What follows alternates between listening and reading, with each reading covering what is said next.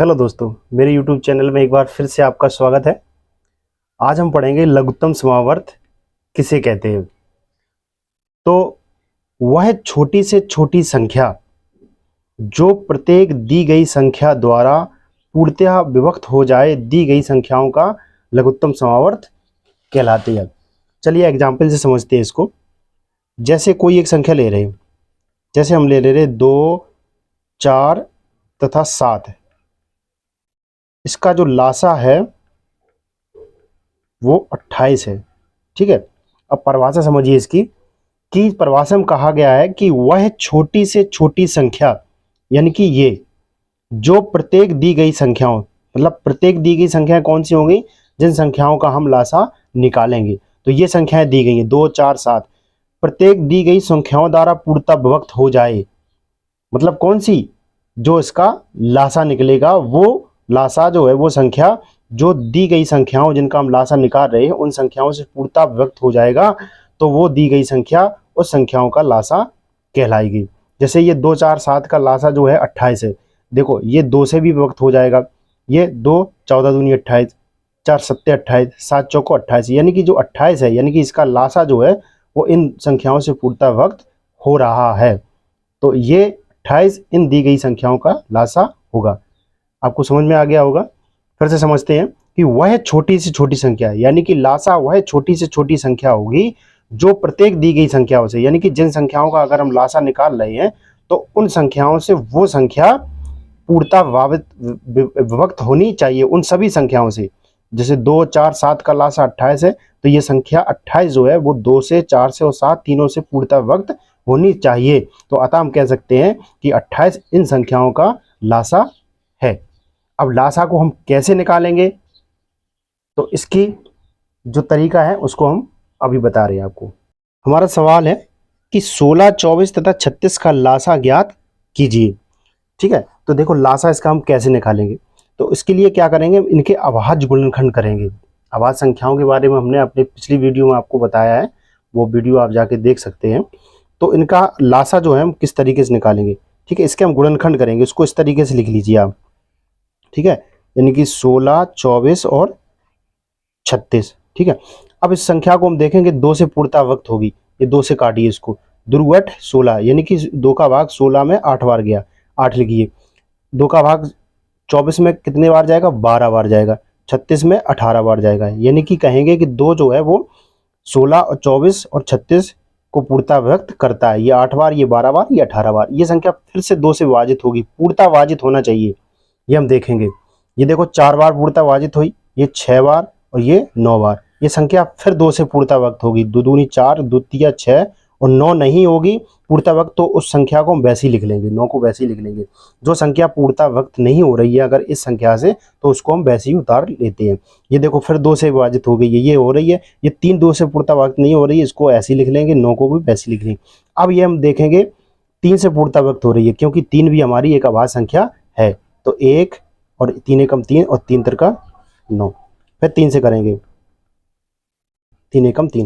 देखो लास्ट में 1 1 1 आना चाहिए, ये हमारे अभाज्य गुणनखंड इसके हो गए। तो हम इसका गुणा कर लेंगे, तो यानी कि 16, 24 और 36 का लासा बराबर कैसे होगा, इनके गुणा कर दो, 2 गुणे 2 गुणे 2 है, और गुणे 2 गुणे 3 गुणे 3। ये हमारे गुणनखंड हुए, इसके गुणा कर दो आप।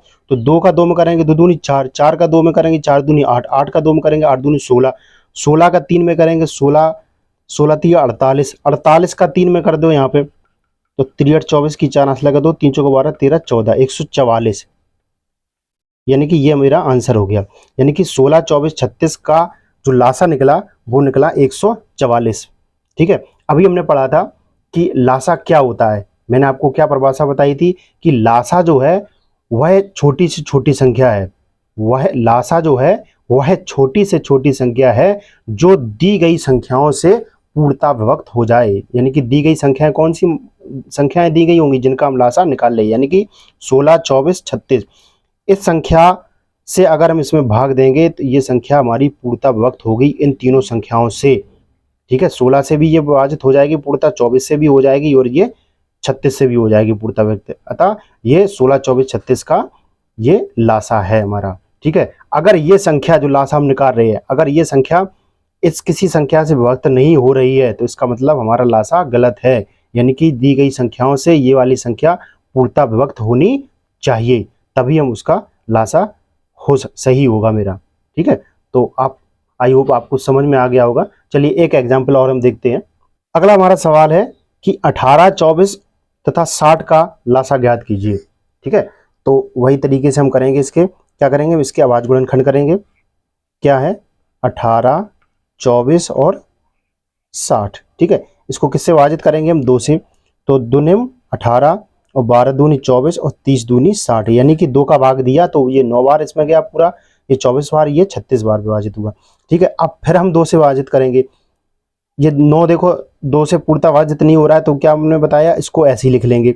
ये विभाजित हो रहा है 6 बार और ये हो गया 15 बार। ठीक है, अब इसमें देखो संख्या कोई 2 से कट रही है, हाँ ये वाली से कट रही है, तो अभी हम इसको 2 से फिर काटेंगे। ये 2 9 नहीं कट रहा है, इसको वैसे उतार लेंगे। ये 3 बार विभाजित हुआ, ये 15 विभाजित नहीं होगा पूर्णतः, तो इसको हम वैसे ही उतार लेंगे। अब ये संख्या कोई भी 2 से पूर्णतः विभाजित नहीं होगी, तो अब हम अगली संख्या देखेंगे, यानी कि 3 से ये विभाजित होगी, तो 3 त्रिका 9, 3 एकम 3 और 3 पचे 15। ठीक है, अब ये संख्या फिर 3 से विभाजित, 3 एकम 3, 1 और 3 5 से पूर्णतः विभाजित नहीं होगी, तो 5 को हम वैसे ही लिख लेंगे। अब 5 से विभाजित कर देंगे इसको, तो 1 और 5 एकम 5, ये मेरे अभाज्य गुणनखंड हो गए हैं। ठीक है, तो हम क्या करेंगे, सबसे पहले हम 2 से देखेंगे, कोई संख्या हमारी कट रही है तो उसको हम 2 से काटते चले जाएंगे जब तक वो संख्या पूर्णतः कट ना जाए, पूर्णतः विभाजित ना हो जाए। उसके बाद में जो संख्या 2 से, जैसे 2 से काट रहे हैं, जो संख्या पूर्णतः विभाजित नहीं हो रही है तो उसको हम वैसे ही उतार लेते हैं। जैसे ये 9 बार विभाजित हुआ, 24 बार, ये 36 बार, फिर ये 2 देखो 2 से ये 9 पूर्णतः विभाजित नहीं हो रहा, तो मैंने इसको ऐसे उतार लिया। ये 2 छक 12 और 15 दूनी 30, ये 15 बार जो है। अब ये देखो फिर 2 से कर रहे हैं तो ये नहीं विभाजित हो रहा है पूर्णतः, तो इसको वैसे उतार लेंगे। ये 3 बार, ये 15 पूर्णतः विभाजित नहीं हो रहा है, तो 15 को मैंने वैसे उतार लिया। अब ये कोई भी संख्या ये 2 से विभाजित नहीं हो रही है, तो अगली अभाज्य संख्या मेरी कौन सी है, 3 से देखेंगे। ये 3 से विभाजित हो रही है। ठीक है, ये 3 से विभाजित कर दिया। अब ये 5 बचा, अगली मेरी अभाज्य संख्या 5 है, तो ये इसको हम 5 से विभाजित कर दिए, तो 1 1 1, यानी कि पूर्णतः इसके हमारे गुणनखंड हो गए। अब क्या करेंगे, इसके हम कर लेंगे गुणा कर लेंगे, यानी कि 18 और 24 और 60 का हमारा लासा जो है वो क्या निकलेगा, इसके हम गुणा कर लेंगे। देखो 2 का 2 में करेंगे 2 दूनी 4, 4 का 2 में करेंगे 4 दूनी 8, 8 तिया 24 और 24, और देखो 24 का 3 में कर देंगे, 24 का गुणा हम कर देंगे 3 में, तो 3 चौको 12 की 2 हाथ से लगा 1 और 3 दूनी 6 और 1 7, 72 हो गया, 24 तिया 72। अब इसमें 5 का गुणा कर देंगे 5 में, तो 5 दूनी 10 की 0 हाथ से लगा 1, 5 7 35 और 1 36, यानी कि 360। ये मेरा इसका आंसर हो गया। ठीक है, क्या परिभाषा बताई मैंने आपको कि लासा जो है वह छोटी से छोटी संख्या है जो दी गई संख्याओं से पूर्णतः विभाजित हो जाए, यानी कि 360 वो 18, 24 और 60 तीनों से पूर्णतः विभाजित हो जाएगा। ठीक है, अच्छा हम ये क्यों बोलते हैं कि वह छोटी छोटी संख्या, यानी कि ये सबसे छोटी संख्या है जो इन तीनों से पूर्णतः विभाजित होगी, इससे छोटी कोई संख्या नहीं होगी जो इन तीनों से पूर्णतः विभाजित होगी। इससे बड़ी तो हो सकती हैं, कई होंगी बड़ी इसमें, ठीक है, लेकिन इससे छोटी कोई भी हमारी अभाज्य संख्या नहीं होगी जो इन तीनों संख्याओं से पूर्णतः विभाजित हो जाए। इसलिए हम बोलते हैं कि वह छोटी से छोटी संख्या जो दी गई संख्याओं से पूर्णतः विभाजित हो जाए। तो आई होप आपको समझ में आ गया होगा लासा निकालने के लिए। अगर कोई प्रॉब्लम है तो हमें कमेंट बॉक्स में ज़रूर बताएं। वीडियो अगर अच्छा लगा हो तो इसको लाइक कर दें और शेयर कर दें।